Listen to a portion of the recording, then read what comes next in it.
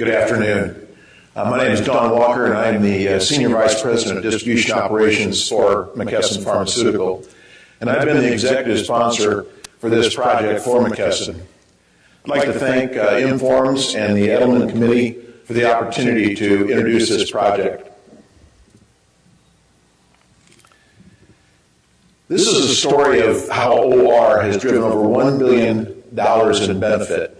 This collaboration between IBM and McKesson has dramatically changed our ability to review our supply chain. The review we'll do today is really in three segments. First, I'll provide an overview of McKesson and the opportunity we identified. Then Dr. Khan Kuderjolu from IBM Research will take you through the operations research work that is the basis of this supply chain solution. Bob Gooby, our VP of Process Redesign, will finish with some examples of how this has impacted McKesson's financial results and the overall performance results of the corporation. McKesson is the oldest and largest healthcare services company in the world. We were founded in 1833, and this year will crest past $120 billion in annual revenue. But we are a very low margin business at an operating margin of less than 2%. Through our distribution network, we distribute 1/3 of the pharmaceuticals used in the United States. Our customers include independent pharmacies, retail chains such as Rite Aid, CVS, Walmart, hospitals like Baylor, Vanderbilt, Sloan Kettering, and the government, where they're the sole supplier to the Veterans Administration sites.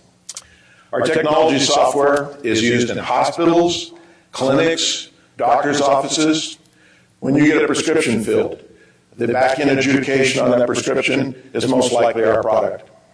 Much of what we do is very visible to the customer.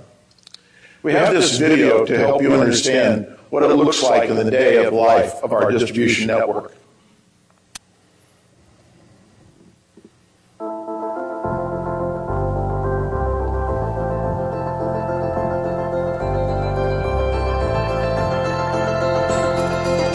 It's 6 a.m., and across McKesson's 28 DC network, the first shift of associates are already receiving product.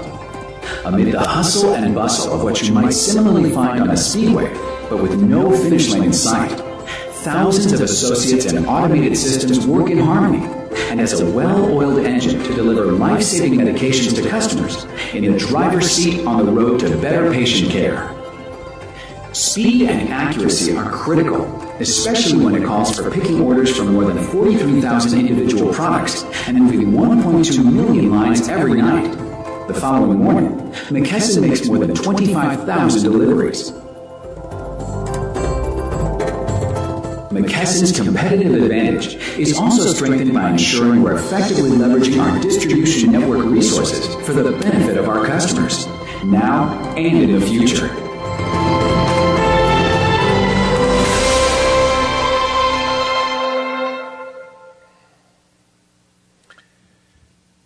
Distribution is really the core of the McKesson business.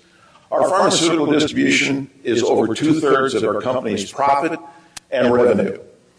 If McKesson Pharmaceutical were a separate corporation, it would be in the top Fortune 25. As the video stated, each day we take 29,000 separate customer orders, delivering those orders to 26,000 customers a day. We pick and ship over 1.2 million lines of items each night, the vast majority of which we do in a 12-hour time window. We handle 43,000 separate items, 2,200 of which make up 80% of our daily transactions. The remaining 40,000 plus items make up the bulk of our inventory. It was in those 40,000 items that we identified the greatest savings opportunity. These items are very small, very expensive, and we never forget that at the end of our supply chain, there is a patient depending upon us. Our pharmaceutical distribution network is complex, and the supply chain was really the focus of this project. In our network, we carry $8 billion in inventory spread across 2 central distribution hubs, 28 local distribution centers that are designed to provide rapid response to customer orders. The result is we have 5 separate distinct supply chains, from vendor to local distribution center, from our hubs to our local distribution centers, and from our hubs to our retail national account customer warehouses. It is in this complex supply chain that the model has been focused. We've had a long-standing relationship with IBM. IBM came to us with a proposal to work as a team to create a first-of-its-kind supply chain model. They wanted to have a detailed supply chain sustainability model. IBM Research had the ability to create innovative supply chain solutions through OR. We needed a holistic chain model that included all of our financial transactions, a view of working capital, as well as operational transactions. We needed the results to match our financial results that are published so that we maintain management credibility. We have long known our overall performance, but we really needed a view by detail in those 5 separate supply chains. We've had some ideas, but we really didn't know how to quantify them. We needed a model that could answer those questions. We needed to make the invisible visible and have processes that were repeatable. To further illustrate how important we viewed this effort, let me introduce a video from our U.S. Pharmaceutical President, Mark Walchuk. Good evening. My name is Mark Walchuk, and I'm President of the U.S. Pharmaceutical Division at McKesson Corporation, a Fortune 14 healthcare services company. In my role, I'm responsible for critical business decisions that affect the pharmaceutical supply chain and literally thousands of retail and provider pharmacies across the country. As a result, we need decision support that uses comprehensive operations research models that help us estimate changes and quickly answer questions. Challenges like these need new ideas and innovative thinking. And what you'll hear next is our journey with IBM Research to help bring this vision to life. Good afternoon. I'm Kaan Katurjoğlu from IBM T.J. Watson Research Center, and I will now explain the details of the holistic solution we developed for the use of McKesson. McKesson wanted to understand how different operations impact each other. For instance, vendor contracts had impact on inventory and distribution costs. Supply lead times impacted the amount of safety stock needed in the system. Supply chain type had impact on warehouse utilizations, distribution costs, and carbon emissions. Our mission was to create a solution that can optimize operational policies, analyze what-if scenarios, and calculate the impact of supply chain policies on supply chain sustainability, which we define in 3 dimensions: operational, financial, and environmental. Modeling McKesson's large supply chain was not an easy task. We had several challenges. How do you handle a supply chain that ships over 40,000 items to 26,000 locations on a daily basis?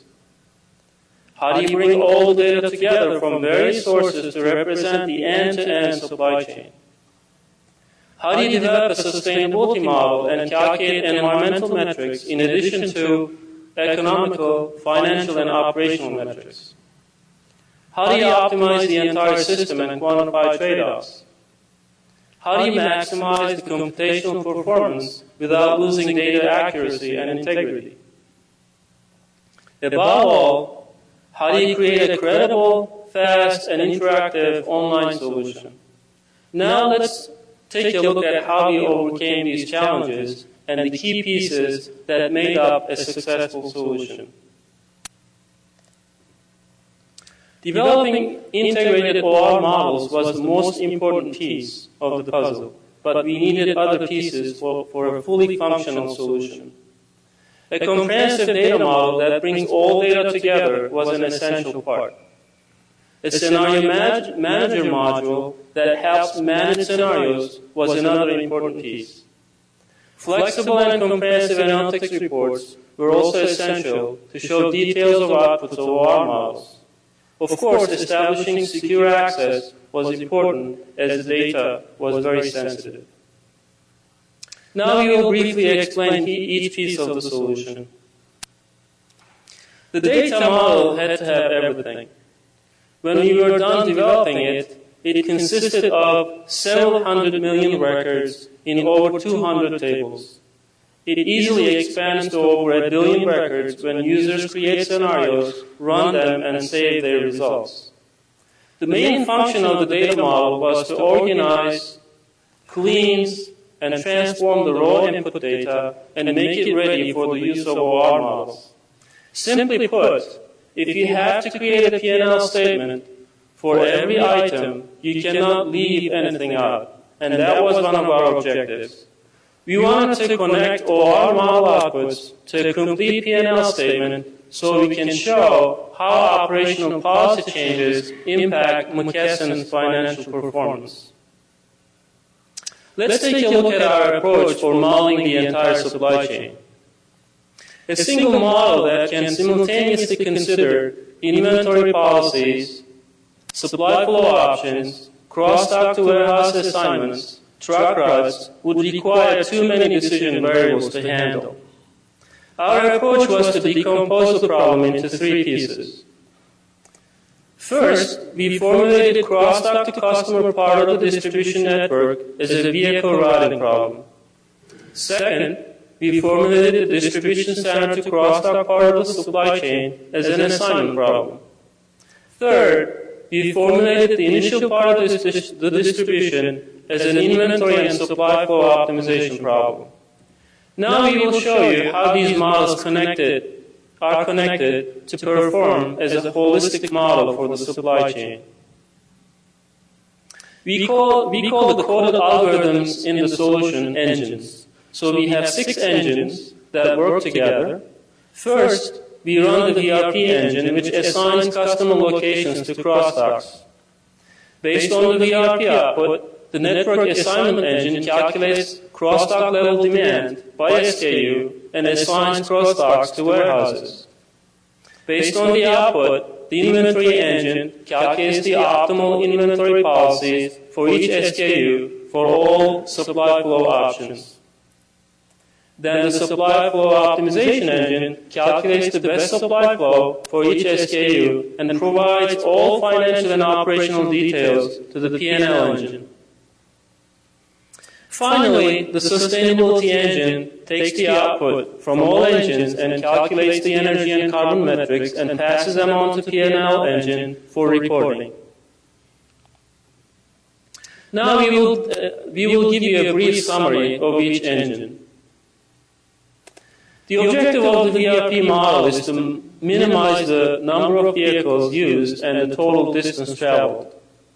As is standard with the VRP, we wanted to find the best way of clustering customers and routing trucks, serving them all within their delivery time windows. VRP is a well-known NP-complete problem, and we needed to solve it quickly. We reduced one gigantic VRP problem into 250 small ones, one for each crossdock, by pre-assigning customer locations to crossdocks using a maximum distance rule. Then for each crossdock, the VRP engine finds new optimal customer clusters and truck routes. Detailed VRP results were not needed for all scenarios. For some scenarios, we just needed to provide accurate estimates of cost without having to run VRP engines all the time. Based on the VRP results, we developed a regression model that estimates the transportation costs as a function of key parameters such as the number of customer locations, shipment volume, and the size of the delivery area, etc. The objective of the network engine is to find the minimum cost assignment of the crossdocks to DCs while satisfying the total crossdock demands and respecting capacity constraints in warehouses. The costs consist of warehousing, transportation, and inventory carrying costs. The challenge here was how to solve it quickly with a large number of SKUs. We needed to calculate demand, cost, capacity needs, etc. at the SKU level. Another challenge was that a user-generated what-if scenario could potentially lead to an infeasible assignment problem. In such cases, it would not be friendly to tell the user that the problem is infeasible. We developed a greedy algorithm that used soft constraints and always provided a solution. The algorithm assigns crosstalks to DCs, starting from the crosstalk with the highest demand and moving to the one with the next highest demand. When there is no available warehouse capacity, the algorithm distributes the crosstalks to DCs in such a way that the capacity violations are minimized. The objective of the inventory and supply flow optimization model is to calculate the optimal inventory policy and inventory positioning for each SKU. McKesson has 5 supply chains that fall into 3 different types. First, a hub and spoke system where the vendors send supply to McKesson's hub in Memphis, and McKesson then distributes the supply to local warehouses.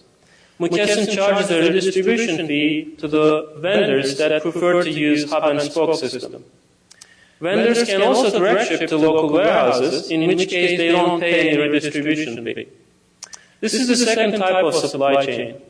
The third type is a new one that McKesson started as a result of this project, where vendors supply to the hub, but McKesson airships from the hub directly to customer locations.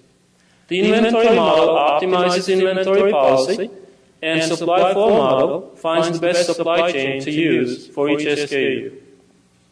The objective is to minimize the total cost, which is the sum of warehousing, transportation, and inventory carrying cost minus the redistribution fee. Since the redistribution fee is an income, it acts as a negative cost in our objective function.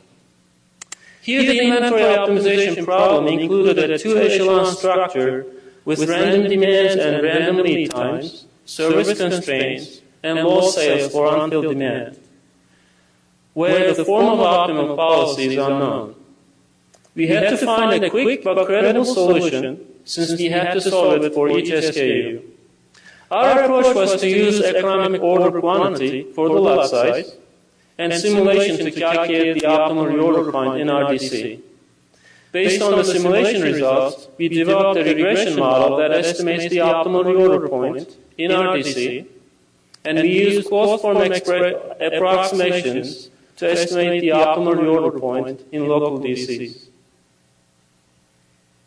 The purpose of the sustainability model were first, to calculate energy use and carbon emission for the entire supply chain. Second, to estimate the impacts of supply chain and sustainability actions. And third, to report the energy and carbon emissions down to the SKU level. We developed a model that starts at the equipment level. It takes energy characteristics of each equipment. Based on the hours of operation, it calculates the total energy use and carbon emission. It then aggregates the results to the site level and compares with the site's energy consumption by looking at the energy bills. If there is a difference, it calibrates the equipment level energy consumption to match the site's energy consumption. It follows a similar approach for the transportation vehicles. The model also allocates energy use and carbon emissions to SKUs by taking into account SKU characteristics such as weight, volume, and need for refrigeration, etc. When there is a supply chain action that changes the operational hours, it estimates and reports the sustainability metrics associated with the new scenario. The model also estimates the metrics when there are sustainability action scenarios, such as changing field types of vehicles, renewing or overhauling equipment in warehouses, installing solar panels, etc. The P&L model is used to compute the metrics in the profit and loss statements, such as revenue, cost of operations, EBIT, inventory, payables, receivables, PBT, etc. It does this based on the outputs from the OR models and several direct inputs from the data model itself. Since we were required to generate P&L statements at SKU level, we had to develop reasonable allocation methods to allocate certain aggregated expenses such as warehouse occupancy costs and SG&A costs to SKUs. The model's P&L had to match McKesson's actual P&L. This step was very important to establish credibility for the model with McKesson's management. We started this project in spring 2009, and a year later, we were able to host a working solution for the McKesson. Our integration approach worked well. Algorithms gave good quality solutions within a few minutes for difficult problems, some of which had no closed-form solutions, and some of which were outright NP-complete. We were able to match many of McKesson's P&L elements with 99.9% accuracy. When the solution was ready, we started running many scenarios to understand what really impacts supply chain performance and identify opportunities for improvement. We found very insightful results, and McKesson socialized these findings with the stakeholders and soon started taking business actions. Now we will share with you a short video about the experience of some of the users of the solution at McKesson. The project team's goal was to develop a credible model of end-to-end supply chain. This was an ambitious undertaking. Part of the solution was the OR modeling, but more was needed. The team had to create a solution that met the needs of users with different objectives. Data was a big concern. The project team had to bring all the relevant data together, then correlate and transform it for the OR models. In some cases, this meant collecting and processing millions of transaction records.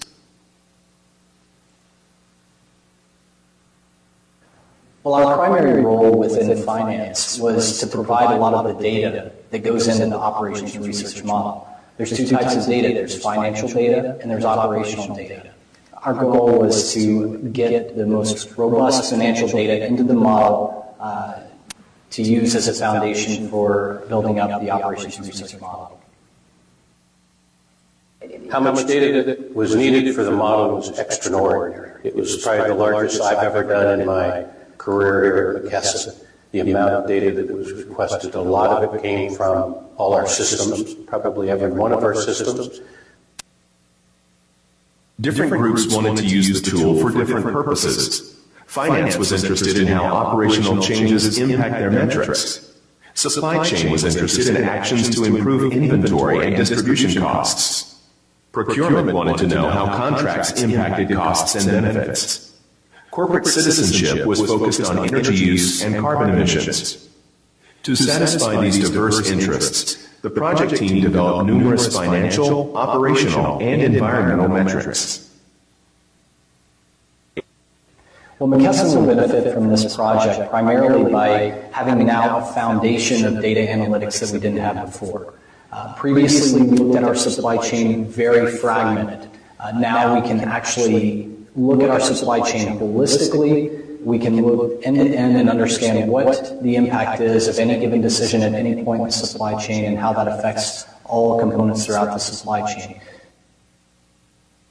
I think that this project has introduced the concept of greenhouse gas emissions to our senior decision makers. This project made us look at data in a different way, in a holistic way. We haven't done that in the past. So how I view the balance between the business metrics such as cost and the efficiency of the supply chain, and now the new added element of being able to look at greenhouse gas emission, I think it's fantastic. Executive management wanted to optimize policies. However, they didn't like the idea of a black box. They wanted to be able to interact with the tool, run what-if scenarios, ask questions, and get answers. So one of the great things about the model is that it joins financial data with robust operational data.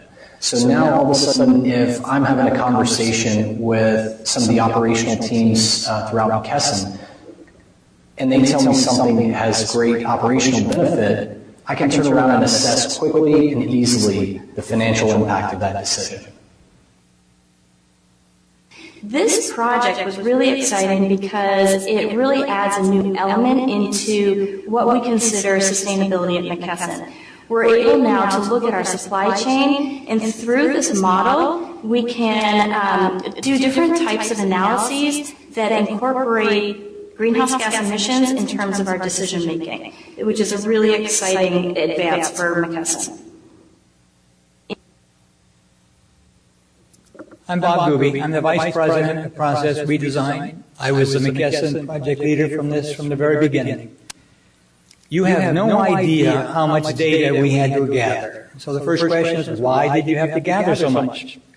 We had to gather it because we needed to see how any change to our supply chain would impact our gas emissions and would impact our P&L, our balance sheet, our financial results in any way.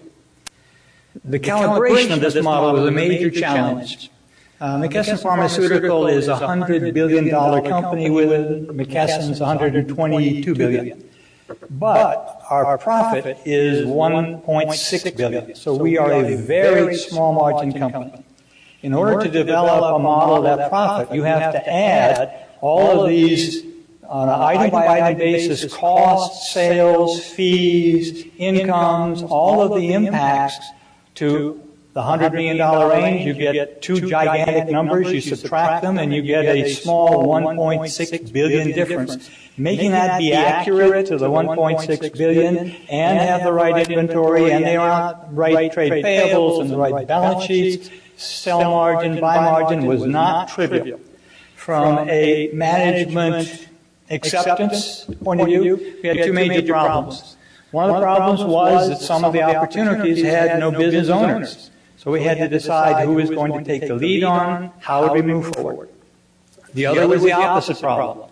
We had business owners, and we were telling them that there's a major opportunity in their area, and their natural reaction is, if there's a major opportunity and I don't know it, it somehow reflects that I'm not doing my job right. So that resulted in many one-on-one presentations with these executives, but ultimately the culture of the management team is data-driven. The model provided all of the information we needed to convince them that these opportunities were real. So what did the model show us? We ran three scenarios. The first scenario I'll call the base case. And what it does is it takes all of the vendors and all of the items in our current supply chain with all of our current inventory, and it shows us what the P&L impact of this is by our 5 supply chains. And there were surprises. There were some supply chains that were more profitable than we thought, and there were some that were less profitable than we thought. Then we do an optimized base case. The optimized base case says, what if we kept those vendors in those supply chains, but we ran it with optimal inventory? The model tells us what optimal inventory is. We could compare it with what we really were. We could see the gap, and the gap is substantial. Then we run a third case. What if we had the vendors in the optimal supply chain, and a third of our items were not in the optimal supply chain? The other thing the model showed us was there was an opportunity for a new supply chain, an air freight supply chain that we had never considered before. The model gave us a detailed by-vendor, by-action roadmap to how we could save a substantial amount of money. To put this in context, when we started this effort, the top management consensus was we could find maybe $100, $200 million of opportunity. We found $1.5 billion of opportunity. Remember, our yearly profit is $1.6 billion. So we had a detailed roadmap of how we could save $1.5 billion of working capital. I'm going to take you through some of the projects we went through to go after that opportunity. First, I'll talk about the air freight project. Air freight is not an obvious solution for us. Our cost to deliver a product to a customer is $1 a line. Our cost for air freight is $14 a line. So we know on the outside, the minute we ship, we're going to be spending $14 more for every shipment. So the question is, why would we do it? Two pieces. One of them was the model said there would be dramatic savings in inventory and there'd be substantial savings in our service level. Handling high-dollar, erratic demand items is always difficult for any supply chain. And once you centralize it in one location, it no longer becomes erratic demand. If you take a look at that chart, this shows the pilot. We started with 40 days of inventory for these erratic demand items. You have to kick it up to prime the pump to get things started. And then it dropped down to 20 days of inventory. So we dropped our inventory in half. The other thing is our service level got to be over 99% for these items. So there is an improvement in real service and a substantial reduction in working capital.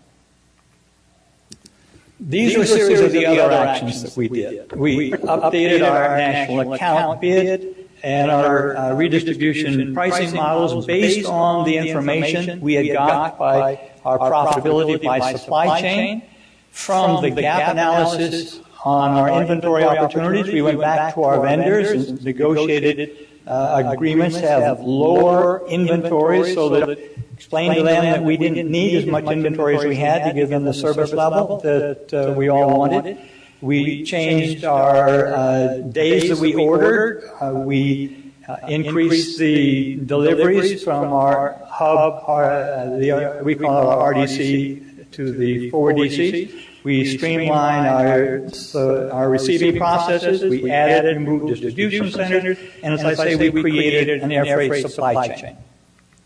Now, there was another major opportunity. The model gives us the total supply chain working capital all the way from the vendor to the customer. And there is a piece we had never focused on, in some sense didn't realize was there. Once we receive an item that goes into our inventory system, and from that point on we know everything about it. But from the time we order it, there is, in our industry, we pay from invoice date, not from receipt. So from invoice to receipt is this gap. And there was a large amount of working capital tied up in that gap, much larger than anybody realized.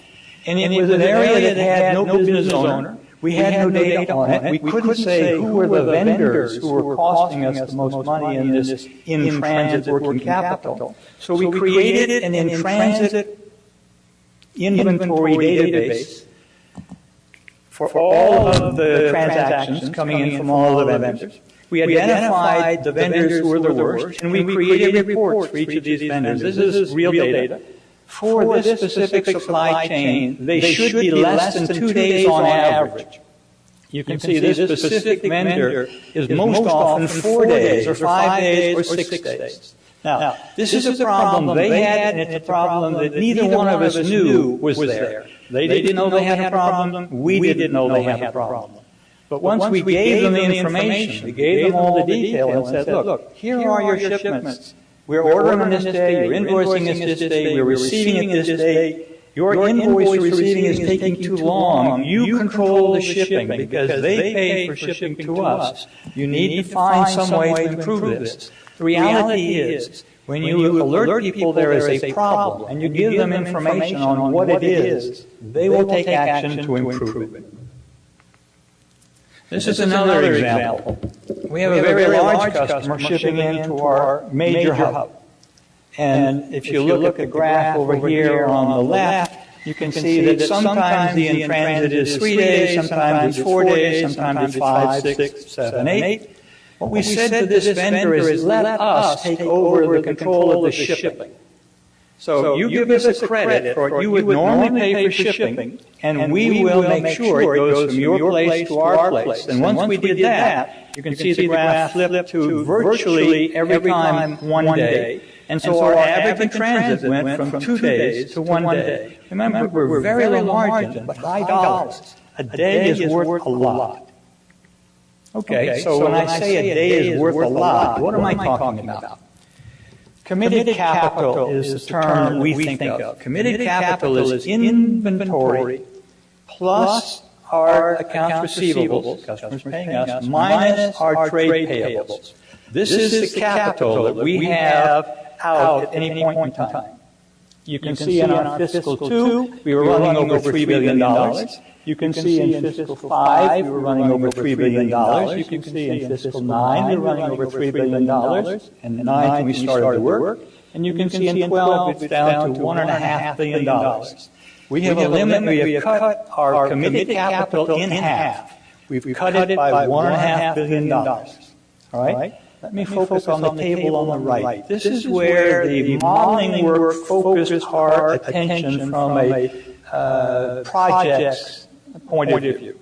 We have reduced our inventory by $723 million.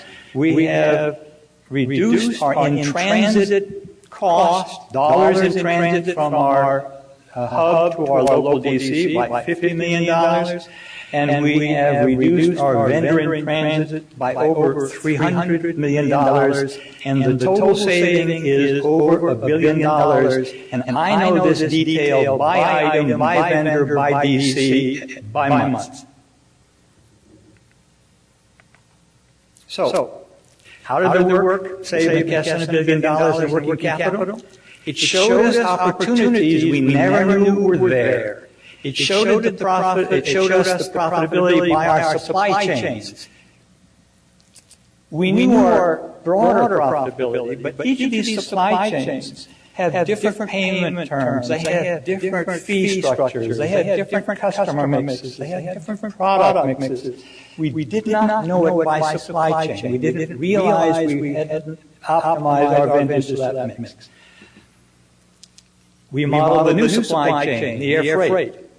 We showed the gap between what a optimal inventory operation could be and where we were. And we identified this in-transit working capital opportunity from the vendor to us. And let me focus back on the cross-functional trade-off opportunity. There are projects, we mentioned one where we changed frequency of shipments from our center hub to our local DCs. We would never have done that in the past because it increases the operating expense at the distribution centers. And the distribution centers are very sensitive to their costs, but it reduces the inventory. Well, the inventory isn't really part of their cost structure, and the purchasing, who owns inventory, really isn't responsible for the cost of the distribution center. So you've got two silo functions where optimization requires them to trade off one against the other, but we never had the information that let us make the trade-off. Once we could show the team this made good sense in a total sense, and incidentally, from a plan point of view, we can tell you how much overrun you should have for this extra work, and whether it's significant or not, we could then do this sort of project. So the reality is, this work provided a roadmap to savings over $1 billion. In fact, it provided a roadmap to savings $1.5 billion. And we've already saved almost $1.1 billion.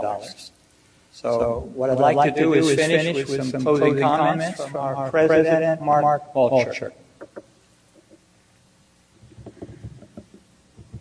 As you have seen, this project has enabled a holistic view of the pharmaceutical supply chain and really helped make it visible for us. And the benefits have far exceeded our expectations, generating over $1 billion in working capital reductions. So what drove our success? Operations research models, good data, and certainly the determination and passion of the team involved. Now our future lies in expanding our data analytics and operations research capabilities, and certainly McKesson will continue to invest in this area. I'd like to thank the teams from McKesson and IBM who worked together on this project, and also thank you for the opportunity to be part of the presentation this evening.